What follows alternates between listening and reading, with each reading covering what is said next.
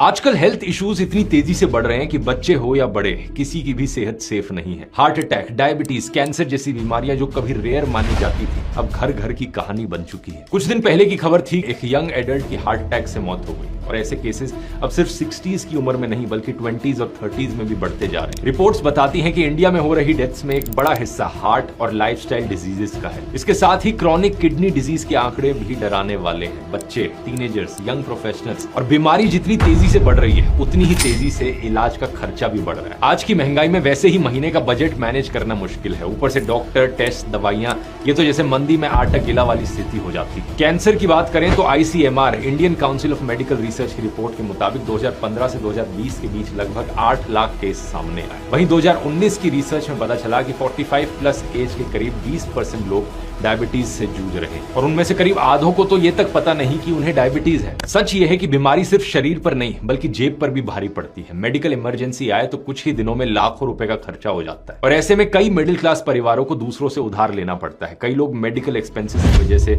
गरीबी के करीब पहुंच जाते हैं। इसलिए सिर्फ इलाज सोचने से कुछ नहीं होगा, इलाज के खर्चे से भी बचना बहुत जरूरी है और यही वजह है कि आज हर परिवार के लिए हेल्थ इंश्योरेंस लेना एक जरूरत बन गई। आज के समय में ये लग्जरी नहीं बल्कि एक बेसिक फाइनेंशियल प्रोटेक्शन है। और सबसे बड़ी बात, GST हटाने के बाद जिस प्रीमियम में आप पहले 10 लाख की कवरेज लेते थे, उसी प्रीमियम में अब आपको 20 लाख तक का हेल्थ कवर मिलता है।